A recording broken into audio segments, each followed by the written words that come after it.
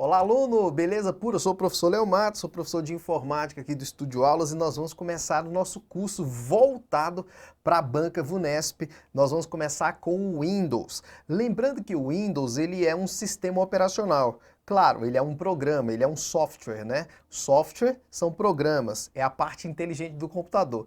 E o Windows, quando ele é classificado, né, como que tipo de software ele exerce, que função ele exerce no computador, ele é um sistema operacional. E o que um sistema operacional faz? O sistema operacional gerencia os recursos do computador para que você possa operar o computador, para que você possa usar os programas que você deseja. Então o Windows ele é um sistema operacional. Então colocando aí na tela para a gente abrir o nosso curso voltado para a VUNESP, nós vamos falar sobre o Windows e o conceito é que o Windows ele é um sistema operacional. Um sistema operacional é aquele tipo de programa que gerencia os recursos do computador. A função dele é gerenciar os recursos do computador. Quando eu falo recursos, galera, eu estou falando do quê? Gerenciar os discos, gerenciar as memórias, gerenciar os processos que são executados, gerenciar os programas, gerenciar os periféricos que você usa, impressora, scanner, enfim, ele gerencia todos os recursos do computador. Somente a partir do sistema operacional instalado no computador é que você vai poder operar o computador. O sistema é uma interface entre você e o computador que você está utilizando. E o proprietário dos direitos autorais do Windows é a Microsoft Corporation, liderada lá pelo Bill Gates, né? Então o sistema operacional Windows, ele é um software proprietário, né? E quem é proprietário desse software, no caso, é a Microsoft Corporation. E quando eu digo que ele é payware, é porque você tem que pagar a licença. Você paga a licença. Licença payware, é uma licença paga. Quer dizer que você paga para poder usar esse programa. E quando você paga para usar esse programa, o que você vai ter direito? Usar, atualizar, mas você não pode fazer o que quiser. Tudo que você pode fazer, todos os seus direitos e todos os seus deveres, as suas obrigações vão estar dentro do contrato de licença que você aceita na hora da instalação. Quando você vai instalar o Windows, por exemplo, vai ter um quadradinho lá escrito assim, ó, li, aceito e concordo. Aí você vai lá e marca, né? Leu mesmo? Leu? Pois é, porque quando você marca aquele quadradinho para instalar o programa é que você está concordando com os termos do contrato de licença. Você está dizendo, ó, eu sei o que eu posso fazer e eu sei o que não posso fazer, tá? É um acordo entre você e a Microsoft Corporation. Então, o Windows é um sistema operacional do tipo proprietário, ele não é um software livre, tá? Ele é um software, ao contrário, proprietário, né, que restringe variadas funções que vocês podem exercer no software. E do tipo payware, porque tem que pagar, e é da empresa Microsoft Corporation. Vamos para as características do Windows. Primeira característica é que o Windows é um sistema operacional multitarefas. Quer dizer que ele pode executar várias tarefas ao mesmo tempo. Você pode escutar música, imprimir no computador, você pode abrir um programa, você pode estar na internet, tudo por causa do sistema que é multitarefas. O seu computador, ele tem apenas um processador, né? O seu computador tem um processador, que é um componente que vai dentro do seu, da sua estrutura computacional aí, dentro do seu gabinete, encaixado na placa-mãe. O seu computador tem um processador, uma CPU, né? Um processador, uma central de processamento. Só que ele consegue executar várias tarefas ao mesmo tempo. Por que ele consegue isso? Porque o sistema do teu computador, o sistema operacional, consegue gerenciar esse processador de modo que várias tarefas possam ser executadas ao mesmo tempo, mesmo tendo um só processador. Em algumas provas, tem que tomar muito cuidado, porque ele pode falar assim, o Windows é um sistema multitarefas, porque pode ser usado vários processadores ao mesmo tempo. Errado. Ele é multitarefas porque usa um processador e através de um processador gerencia o mesmo para executar várias tarefas ao mesmo tempo. Se ter no computador vários processadores, é exatamente ter um multiprocessamento e não um multitarefas. Porque se você tem vários processadores, cada um executa um tipo de tarefa E aí não tem nada a ver com multitarefa. Então, multitarefa é um processador para executar várias tarefas ao mesmo tempo. E ser multiusuário quer dizer que é um sistema operacional que consegue pegar o seu sistema, pegar o seu computador e permitir que vários usuários possam executar tarefas, sendo que o sistema identifica uma tarefa diferente da outra pelo login e senha. Então, cada usuário vai ter um login e senha, né? Vai ter um login e senha, gerando o que a gente chama de UID, que é a identificação do usuário. Então, cada processo que o usuário executa no computador vai à UID do usuário, que é a identificação do usuário. E aí o sistema vai saber que aquele usuário é diferente do outro, que aquele que executou uma tarefa é uma tarefa diferente da outra. Então, ser multiusuário é permitir que vários usuários trabalhem no sistema sendo identificados como diferentes, através da UID. O que é o UID? Identificação do usuário. Professor, nunca ouvi essa expressão. É porque é uma expressão um pouco mais avançada. Você conhece muito que os usuários são diferenciados pelo seu login e pela senha. Porém, dentro do nosso computador, quando os processos são executados por um usuário, cada processo executado vai com um selo. E esse selo é como se fosse a UID do usuário. Então, eu executei uma tarefa, aí vai estar lá, UID igual a 1. Quer dizer que foi um processo executado por esse usuário aqui. Se tiver lá o ID igual a não sei o que lá, aí já é outro usuário. Então, os usuários são identificados pelo sistema através da sua UID, tá? É um termo diferente aí que vocês podem anotar. Mas vamos lá. Então, o Windows ele é um sistema operacional multitarefas e multiusuário. Ele é um software proprietário, como eu já falei para vocês, ele é um software proprietário da empresa Microsoft Corporation e o sistema de arquivo que ele usa é o FAT e o NTFS. O que é um sistema de arquivo? O sistema de arquivos, gente, ele é um conjunto de regras, que prepara o disco, né? Que prepara, ó, o conceito de sistema de arquivo é esse aqui, ó. É muito difícil cair o conceito, mas eu vou colocar aqui, porque o nosso curso vai ser mais completão. É um conjunto de regras que prepara o disco para alocar arquivos. Aí você fala, professor, o que é alocar? Alocar é salvaguardar. Alocar é gravar. Então, o sistema de arquivo, ele prepara o disco rígido, não só o disco rígido, mas outras memórias também, como o pendrive, prepara a estrutura para receber arquivos. Organiza a estrutura para receber arquivos. Depois que o sistema de arquivo faz isso, aí os arquivos podem ser salvos, abertos, gravados, enfim, o sistema de arquivo faz isso. E no caso do Windows, o sistema de arquivo pode ser o FAT32 nos dias atuais e o NTFS.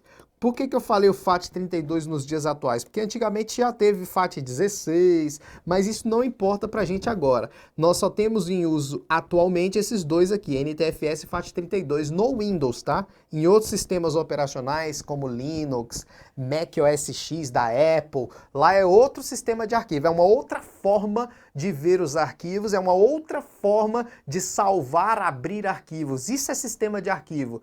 E você tem aí como analogia, por exemplo, sistema de governo, não é a forma como governa aquele país. Sistema de arquivo é a forma como os arquivos são salvos, gravados, abertos, alocados. E aí, no caso do Windows, nós trabalhamos aqui exatamente com esses dois sistemas de arquivos. O FAT32 ele é antigo e o NTFS ele é moderno. Só que falar antigo não é o mesmo que falar desuso, tá? Toma cuidado. Na prova, o sistema de arquivo FAT32 usado no Windows está em desuso. Errado. Ele é antigo, mas está em uso. E ele é usado em que lugar? Ele é usado em discos de menor capacidade.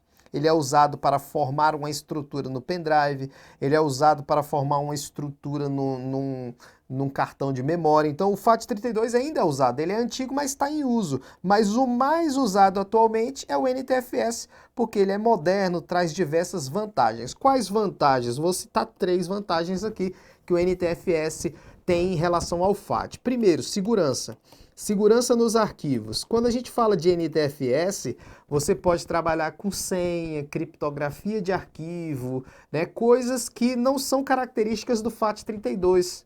Né? Então, o NTFS trouxe mais segurança nos arquivos, trabalhar com criptografia, com login e senha, enfim. E no caso aqui nós temos uma outra característica também importante no NTFS, ele gerencia discos de maior capacidade. Discos de maior capacidade. Maior capacidade. Então quer dizer que ele é muito usado, por exemplo, no HD. O HD hoje tem grande capacidade, tem que ser NTFS. O FAT32 não gerencia discos de maior capacidade, só de menor capacidade. Então o NTFS tem várias, vamos dizer assim, várias características que garante que ele seja considerado na tua prova um tipo de sistema de arquivo mais vantajoso. E aí você fala, professor, em que lugar eu vejo esse negócio aí? Vamos lá. Eu vou mostrar aqui para vocês. Ó, eu abri aqui o meu computador, Windows Explorer, explorador de arquivos, do jeito que vocês quiserem trabalhar com o nome que vocês quiserem aqui. Pode ser meu computador, pode ser Windows Explorer, pode ser explorador de arquivos, né? E aí você vai clicar com o botão direito em cima do disco, ó. Botão direito, botão inverso, né? A VUNESP gosta muito de usar esse nome inverso, botão inverso, botão direito sobre o disco rígido, né, o disco local C, o HD do nosso computador, e aí você vai vir em propriedades.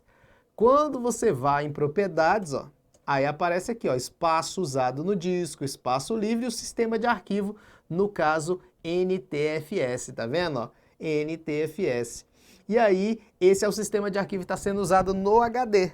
Tudo bem? Agora, se eu pedisse para visualizar o pendrive com o botão direito, aí, propriedades, naturalmente poderia ser o FAT32. Por isso que eu estou falando para vocês que o FAT32, ele tem, hoje ele gerencia discos de menor capacidade, mas ele tem algumas características que faz com que o usuário nem queira mais trabalhar com o FAT32. Por exemplo, o FAT32 ele consegue gerenciar discos e aceitar arquivos de no máximo 4 GB. Bota aí na tela. No máximo 4 GB. É o tamanho do arquivo máximo no NTFS, no FAT32. Então, se você tiver um arquivo acima de 4 GB, claro que 4 GB é um tamanho grande, né? Um tamanho razoável. Se você tiver arquivos desse tamanho, o pendrive nem vai aceitar esse arquivo. Então, às vezes, você está com um PDF gigante, né? Uma aula em PDF gigante, que passa de 4 GB, você tenta salvar no pendrive, ele não deixa, porque às vezes o sistema de arquivo é o FAT32. Aí você fala, professor, mas e se eu quiser mudar o sistema de arquivo, eu posso? Pode. Beleza? Pode sim mudar o sistema de arquivo. Como é que você muda o sistema de arquivo do teu pendrive? Eu vou te falar que mais ou menos você clica com o botão direito no seu pendrive, lá em cima do pendrive, botão direito, e vai em formatar. Aí você fala, ai professor, formatar? Formatar. Você vai mandar formatar o pendrive. Na hora que você mandar formatar o pendrive, ele vai te mostrar uma parte que é para você escolher qual sistema de arquivo você quer usar. Se é FAT32, se é NTFS, aí você pode mudar o sistema de arquivo do teu pendrive. Você pode mudar, caso você queira, para NTFS. Aí vai aceitar arquivos maiores do que 4 GB. Aí você falou, professor, mas formatar não é apagar tudo? Vamos lá. Formatar significa criar formato no disco. Formatar, criar formato no disco. E para criar formato no disco, para organizar o disco, para receber a alocação dos arquivos, você tem que escolher qual é o sistema de arquivo que vai formatar o disco, que vai criar formato no disco. A consequência de se fazer essa mudança é que vai fazer com que ele apague tudo, já que aqueles arquivos estavam no sistema antigo, na forma de visualização antiga. Então, quando você formata, apagar é consequência da mudança do sistema de arquivo. Tanto que se cair na tua prova da VUNESP, o que é formatar HD? Pelo amor de Deus, formatar HD não é apagar o HD, é definir o formato, é escolher qual sistema de arquivo vai ser usado. E a consequência é apagar. Tudo bem? Então fica essa dica para vocês aí também. Mas bota na tela, tá muito avançado, vamos para frente. Vamos lá. Então já falamos uma coisa muito importante aí para vocês. É uma coisa diferenciada, é como eu falo para vocês, a gente na VUNESP a gente tem que estudar de forma diferenciada. A VUNESP é uma banca muito inteligente também, ela não é uma banca, de vez em quando ela traz umas questões bobas, mas ela pega pesado em algumas questões. Então aqui são algumas características que você tem que saber. O Windows suporta o uso de monitor touchscreen, tá? Ou seja, você pode usar monitor de tela sensível ao toque, ele tem todo esse suporte. Esse suporte veio a partir do Windows 7, né? A partir do Windows 7 veio esse suporte de monitor touchscreen. E a partir do Windows 8, a partir do Windows 8 você pode usar também o Windows em tablet. Então ele te dá todo o suporte para tablet também a partir do Windows 8, tá bom? Então o Windows 10 serve para tablet, professor? Serve. O Windows 8 serve para tablet, professor? Serve. O Windows 7 serve para tablet? Não. O Windows 7 ele não tinha o Windows para tablet ainda. Foi a partir do 8 que veio o Windows suporte a tablet, essa tecnologia que a gente conhece, tá bom? Inclusive, a partir do Windows 8 veio essa tela aqui, que é o que a gente chama de interface Metro. Essa interface aqui projetada para tablet, ela só veio a partir do Windows 8. Então, se perguntar que tipo de tela foi projetada para tablet a partir do Windows 8, é essa tela que vocês estão vendo aqui, que é o que a gente chama de interface Metro. Vamos para frente. Essa tela, né, interface Metro, ela aparecia na área de trabalho do Windows 8, ó, que é o Windows 8, eu estou na área de trabalho, no desktop. Aí, quando você clicava no menu iniciar, né, aparecia essa tela aqui, certo? No Windows 8, o menu iniciar foi substituído por essa tela. Pode ver aqui que está escrito iniciar. Isso no Windows 8, tá? O que mais cai na VUNESP, viu, gente? Claro que aqui eu estou te passando um histórico, mas o que mais cai na VUNESP é o Windows 10. E no Windows 10, essa tela aqui voltou a ser o menu iniciar de antes. Hoje aqui, ó, eu estou trabalhando no Windows 10, ó. Aparece o menu iniciar. No Windows 8, esse menu iniciar não tinha mais. O menu iniciar tinha sido substituído por esse aqui, ó, interface Metro. Aí o Windows 10, a Microsoft viu que tinha feito burrice, e aí no Windows 10 agora você tem o retorno do menu iniciar, tá? E aí a interface Metro você coloca se você quiser. Quer ver? Eu vou mostrar aqui para vocês, ó. Eu estou aqui no Windows 10, né? Estou no Windows 10, ó. Você clica no menu iniciar, ó. A mesma coisa que antigamente já tinha, né? Que o Windows 8 tirou o menu inicial e botou a interface Metro, né? Agora aqui, o que você vai poder fazer no Windows 10, ó? Se você clicar aqui, ó, aqui nessa setinha aqui do canto, ó, isso aqui a gente chama de central de ações, ó. Quando eu clico no central de ações aqui, aparece aqui, ó, modo tablet. Aí você pode clicar aqui que vai aparecer a interface Metro, caso você queira usar no modo da interface Metro. Então agora no Windows 10, você pode ativar ou desativar o modo tablet. Beleza? Uma coisa que no Windows 8 não tinha. O Windows 8 ou era a interface de tablet ou não. Então o Windows 10 trouxe essa novidade. Tudo bem? Vamos lá. Suporte à autenticação biométrica. Isso aqui foi uma novidade que também veio no Windows 10. Importante, que é você autenticar com a íris, com a digital, com o facial, né? Você tem esse reconhecimento biométrico para a autenticação no sistema. Em vez de usar login e senha, você pode usar a autenticação biométrica. Esse suporte aqui, ele é chamado de Windows Hello. O Windows Hello quer dizer o suporte à autenticação biométrica, a autenticação a partir da digital, a partir da íris, a partir do facial. Isso é o que a gente chama de Windows Hello, tá bom? Windows Hello. Então, quando cair na prova, o que é o Windows Hello? Autenticação biométrica. Aí alguns alunos chegam a perguntar para o professor, essa autenticação biométrica só veio a partir do Windows 10? Veja, a partir do Windows veio suporte à autenticação por biometria. Isso quer dizer que agora o Windows te dá todo o suporte. Quer dizer que você coloca um leitor de digital lá, ele entende tranquilamente, ele configura. Antigamente, o Windows não fazia esse reconhecimento do dispositivo. Aí você tinha que instalar um programa à parte para configurar e aceitar o dispositivo. Era muito complexo antes do Windows 10. Hoje não, ele já te dá todo o suporte e aí tudo funciona corretamente, com menos trabalho de configuração, enfim. Isso é dar suporte à biometria. Bota lá na tela, vamos lá. Então, Windows Hello, agora a gente já sabe. Vamos para frente. Vamos falar das contas de usuário. Quando a gente fala de conta de usuário é o seguinte, para você usar o sistema Windows, você tem que se identificar, tudo bem? Você tem que se identificar para o sistema saber o quê? Saber quais são as suas limitações, o que você pode fazer, o que você não pode fazer. Então, quando a gente fala de conta de usuário, é uma coleção de dados que define você para o sistema operacional, para saber quais são as suas limitações, quais são as suas preferências sobre plano de fundo, enfim. Então, o usuário é como se fosse a identificação, né? Você se identifica com seu login e senha, o sistema fala, opa, esse cara é usuário padrão. Quer dizer que ele não pode fazer o que ele quiser, ele é limitado a algumas funcionalidades. Ah, esse cara gosta desse papel de parede. Ah, esse cara gosta desse tipo de janela. Então ele identifica pela sua conta de usuário que tipo de conta você é para definir suas limitações e as suas preferências pessoais, tá bom? Não esquece essa definição de conta de usuário. Coloca na tela, vamos ver os tipos de contas de usuário que o Windows trabalha. O Windows trabalha com esses 3 tipos de conta. Conta de convidado, usuário padrão e administrador.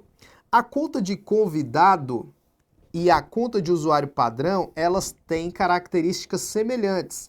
Elas têm uso limitado. O que é uso limitado? Quer dizer que você, nesse tipo de conta, se você for um usuário nesse tipo de conta, você não pode fazer o que quiser. Você vai fazer o que o administrador definir para você. Você não pode instalar programa, não pode remover programa. Isso aí é uma conta limitada, de uso limitado. A conta de convidado, ela é diferente da conta de usuário padrão, porque senão não existiria as duas. Quais são as diferenças aqui, as duas principais diferenças? Primeiro, a conta de convidado é somente uma. Então você vai ter uma conta de convidado. E no caso de usuário padrão, você pode ter várias. Então, eu posso criar várias contas de usuário padrão. Pode ter várias. E a conta de convidado é somente uma, né? Uma conta de convidado. A conta de convidado, ela é para uso temporário. É um usuário temporário, usa a conta de convidado. Não preciso criar uma conta para ele. Agora, é um usuário permanente da instituição? Eu crio uma conta de usuário para ele usar todos os dias na instituição. Então, por exemplo, você vai estar no seu órgão, né? Você vai estar lá no órgão. Passou aí no concurso que a VUNESP está organizando, você chegou no órgão. O que o pessoal lá do órgão vai fazer? Vai criar uma conta de usuário para você trabalhar todos os dias no órgão. Tudo bem? E aí, qual é a conta que ele vai criar para você? A conta de usuário padrão, porque ele quer te limitar a algumas funcionalidades lá do órgão, só que é uma conta que você vai usar todo dia, você é usuário permanente, então cada funcionário da organização vai ter uma conta de usuário padrão. É diferente da conta de convidado. A conta de convidado vai estar lá no órgão para caso alguém que não trabalha no órgão, alguém que quer ali só testar o computador rapidinho, utilize. Então a conta de convidado é uma só e ela é usada exatamente para uso temporário, para usuários temporários. Você chega, por exemplo, numa loja de informática. Ah, quero testar esse notebook aí antes de comprar. Tu acha que o cara da loja vai criar uma conta de usuário só para você testar o notebook? Pelo amor de Deus. Ele vai falar, usa essa conta que está aí, ó, conta de convidado, que de vez em quando poderia também ser chamado de conta de visitante. Bota na tela, vamos lá. Então a gente já falou a diferença entre esses 2 tipos de conta. Um é de uso temporário e a outra é de uso permanente. E o administrador é aquela conta que tem uso total. Como assim uso total, professor? Possui todos os poderes. Possui todos os poderes. Possui todos os poderes. Como assim possui todos os poderes? Pode fazer tudo, pode instalar programa, pode remover programa, pode, vamos dizer assim, criar contas de usuário. É a conta de administrador que cria conta de usuário, essa conta que é usada pelo suporte de TI, suporte de tecnologia da informação. Agora vamos lá. Se um dia a VUNESP quiser seguir a linha do CESP, o CESP é uma banca inteligente também. Nunca vi um questionamento desse da VUNESP, mas o CESP de vez em quando coloca nas questões, é o seguinte: todo mundo da empresa, todo mundo, sem exceção, pode ser pessoal da área de TI, pode ser o dono da empresa, pode ser o diretor, pode ser o administrador, pode ser qualquer pessoa. Todos têm que ter conta de usuário padrão. É recomendado que todos tenham conta de usuário padrão. Todos, sem exceção. Professor, até o pessoal da área de tecnologia, sim. E aí vão ter contas de administradores para o pessoal da área de TI usar quando necessário ter o poder. Quando necessariamente precisar de poderes para instalar programa, criar contas, enfim. Então vamos dizer que eu, Léo Matos, trabalho lá no órgão que você passou e eu trabalho com suporte de tecnologia. Eu tenho minha conta de usuário padrão, minha conta que é limitada. Precisei instalar um programa, aí eu vou para minha conta de administrador que eu tenho, porque a minha função exige que eu tenha essa conta de administrador, tenho os poderes de instalação de programa, remoção de programa. Terminei de instalar o programa, volto para a conta que eu estava, que era de usuário padrão. Precisei dos poderes, vou para administrador. Terminei de instalar o programa, volto para a conta de usuário padrão. Por que isso? Porque até eu, que tenho conhecimento da área de TI, posso estar na conta de administrador em um momento de extremo perigo. Como assim um momento de extremo perigo? Vamos dizer que eu estou na conta de administrador, tenho todos os poderes, né? Instalar programa, remover programa, e eu estou no meu e-mail. Recebo um e-mail com um vírus. Aí clico lá sem querer, porque eu também sou ser humano, eu posso falhar, cliquei sem querer. O vírus instalou no meu computador. Danificou o sistema. Se eu tivesse na conta de usuário padrão, no momento do clique, não tinha feito nada, porque a conta de usuário padrão não tem poderes de instalação de programa. Então, a recomendação de segurança é que todo mundo trabalhe na conta de usuário padrão para não fazer o quê? Para não fazer o quê? Merda, exatamente, para não fazer merda. Você fica na conta de usuário padrão, só vai para administrador, o pessoal da área de TI, e quando precisar ir para a conta de administrador para ter os tais poderes. Terminou? Volta para a conta normal. É exatamente como eu falo para os alunos, é igual o super-herói. Super-herói, pessoa normal, vira super-herói para ter os poderes. Terminou de bater lá dos bandidos, matar os monstros, tudo, volta para a conta normal. Porque se ele não voltar para a conta normal, se ele fica vestido de super-herói sempre, ele vai fazer o quê? Vai fazer o quê? Merda, exatamente, vai fazer merda. Então ele volta para a conta normal, para o corpo normal. Você morfa, vira Power Ranger. Terminou de matar todo mundo lá, bater em todo mundo, volta para a conta normal, desmorfa. Entenderam essa lógica? Bota aí na tela. E aí, ó, presta atenção. A conta de administrador permite o seguinte. Permite também o seguinte, você ter mais de uma conta de usuário. Não esquece dessa observação. Permite mais de uma conta de usuário. Tudo bem? Mais de uma conta de usuário de administrador. Beleza? Qual que não permite mais de uma? Conta de convidado, só uma. Beleza? Aí nós vamos para a questão da VUNESP. Olha aqui. No sistema operacional Windows, diversos tipos de contas podem ser utilizadas. Tá vendo? Ó, diversos tipos de contas pode ser utilizado. Aí ele fala conta de trabalho, conta normal. Não, ó, conta padrão, conta administrador e conta convidado. Resposta de letra E. Tá vendo? Então matamos uma questão. Aí você não esquece, ó, conta de convidado, né? Você vai usar o usuário convidado, ó, aqui conta de convidado, né? Não vai pedir senha, não vai pedir nada. Simplesmente você vai usar ali com usuários limitados, tá bom? Então vamos para cá. Nós temos duas opções para sair da conta, né? Se você estiver trabalhando na sua conta, aí você vai poder sair da conta. Quando você vai sair da conta, não quer dizer reiniciar, tá? Não tem nada a ver com reiniciar computador, não tem nada a ver com desligar. é sair da conta e deixar o sistema disponível para quem for usar.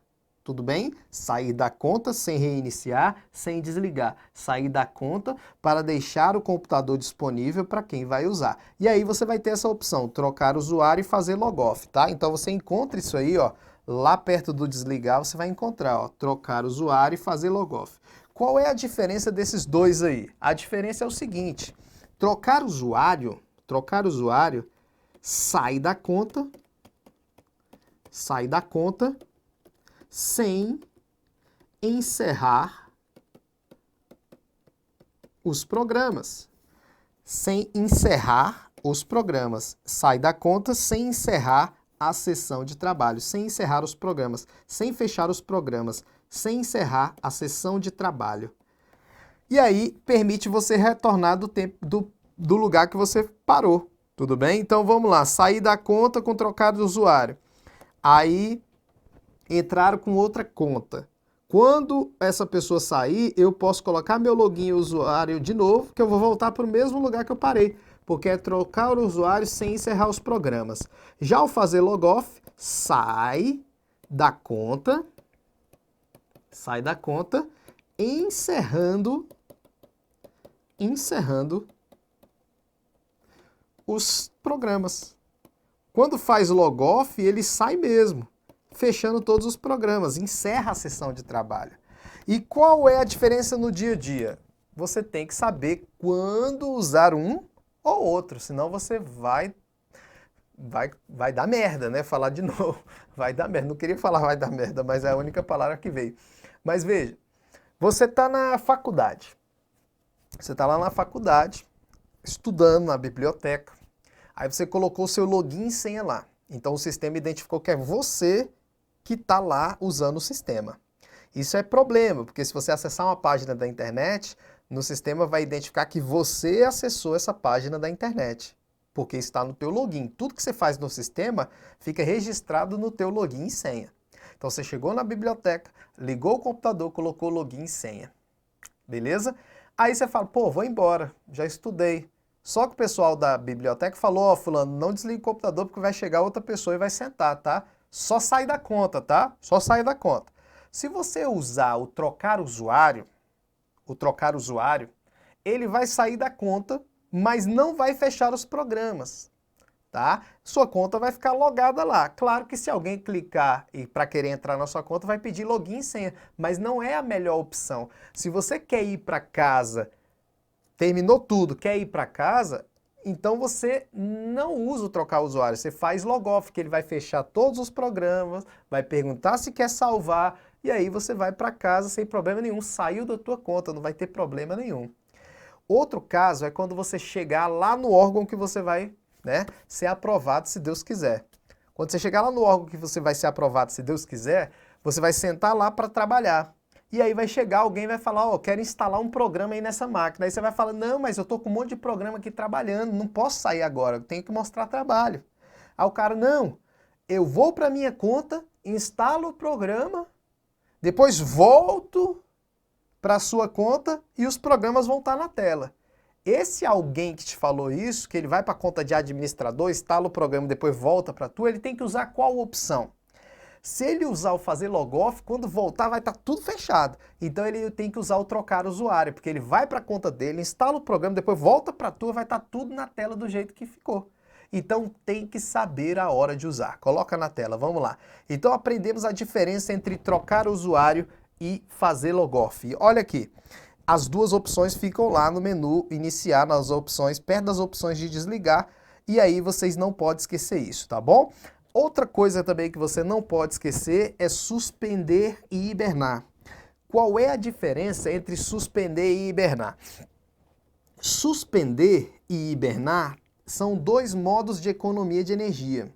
Só que o suspender, para economizar energia, ele desliga o monitor, tá bom? Ele desliga o monitor, desliga monitor e placas. Quando eu falo placa, pelo amor de Deus, não é placa-mãe não, placas controladoras. Placa controladora de vídeo, de som, de redes, placas controladoras, tá? não é placa-mãe, mas ele não desliga o computador. Então, quando você ativa o modo de suspender, ó, quando você vai lá no desligar, em vez de desligar, você clica aqui, ó, no suspender, o que ele vai fazer? Vai desligar o monitor e as placas controladoras, vídeo, som, rede, para economizar energia. Tudo bem? Para economizar energia.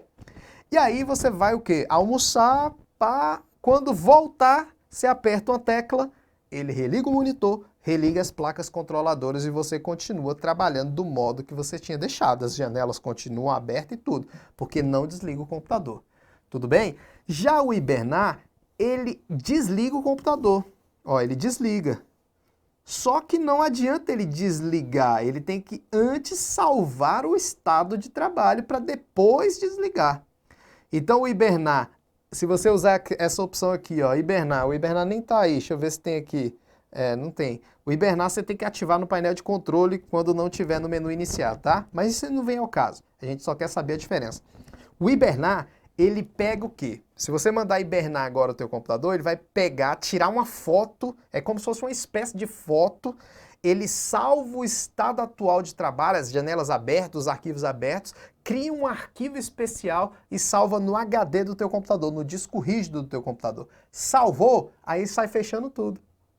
Fechando tudo. E desliga o computador.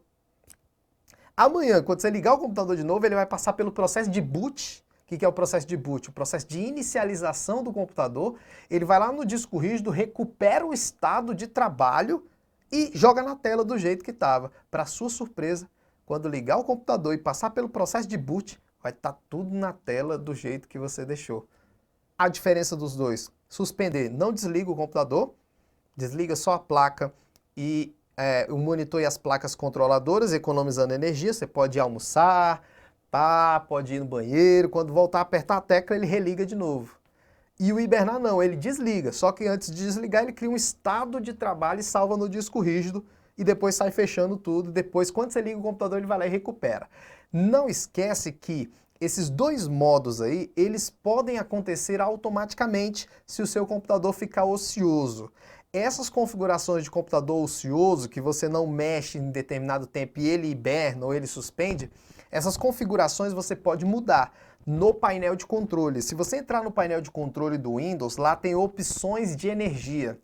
Dentro de opções de energia, você pode mudar essas configurações para que ele nunca hiberne, que ele nunca suspenda, que ele nunca entre no modo de economia de energia. Ou você pode definir que entre sim no modo de economia de energia. Lá dentro de quê? Opções de energia, painel de controle. Tudo bem? Bota na tela. Então a gente já viu a diferença. Uma coisa que você também não pode deixar de saber é o seguinte: suspender, volta rápido. Volta rápido. Por quê? Porque volta rápido? Porque ele não desliga o computador. Está atrelada essa ideia aqui. Volta rápido. O hibernar volta mais lento. Não é isso? Volta mais lento que o esperado. Mas economiza mais energia. Economiza mais energia, claro, porque ele vai desligar, né? Vai desligar todos os componentes do computador. Então tem que saber disso aí, tudo bem? Tranquilo? Matamos aí a diferença desses dois. Beleza? Vamos para essa questão da VUNESP. Observe a figura a seguir do Windows de um computador conectado a uma fonte constante de energia. O Word 2010 e o Excel 2010 estão abertos. Então imagine que o Word, ó, o Excel está aqui e o Word também está aqui, ó. Tá vendo? Ó? Os dois estão abertos. Aí ele fala, apresenta as opções de desligamento no menu iniciar. Beleza? Aí ó a questão que ele coloca. Ao selecionar a opção de desligamento alguma coisa, o vídeo irá desligar. Eu entendo que quando ele fala o vídeo é o monitor. E o computador entrará no modo baixo de consumo de energia. Na próxima vez em que o usuário ligar o computador e inserir sua senha, se necessário, a aparência da tela em relação aos programas será exatamente igual quando ele desligou o computador. Ó, quando ele desligou o computador. Assinale a alternativa que preenche corretamente a lacuna. Veja, não tem a opção hibernar. né? É até errado ele falar isso aqui, né? Ó, quando ele desligou o computador, né? É até um erro, né? Um erro da banca. Mas não tem a opção hibernar, tá vendo que não tem a opção hibernar? Então, resposta letra E, suspender. Mas concorda comigo que se tivesse a opção hibernar aqui, dentre as opções, ia dar merda? Sim ou não? Concorda comigo ou não que ia dar merda? Ia. Ia querer um monte de gente entrar com recurso. Porque o suspender, que é o que vai completar a lacuna aqui, não desliga o computador. Quando ele desligou o computador. Não, quando ele desligou o computador, não. Quando ele suspendeu o computador, né? Ficou estranho isso aqui. Tá bom? Então, a resposta, claro, é a letra E. Claro, é a letra E. Beleza? Tranquilo, tranquilo? Vamos ver se tem mais um aqui. Antes de entrar nessa pasta diretório, arquivo e atalho, nós vamos dar uma pausa aqui, já passamos até do tempo de cada bloco aqui do Estúdio Aulas e daqui a pouco a gente volta para continuar. Estão entendendo como vai ser essa dinâmica dessa aula? É teoria, exercício e a gente vai aprendendo como realmente a VUNESP aplica a questão do Windows nas suas provas. Concurso VUNESP mesmo, é direcionado para a VUNESP, não é direcionado genericamente, é direcionado para o que a banca cobra e o que realmente a gente precisa saber na nossa prova. Daqui a pouco a gente volta.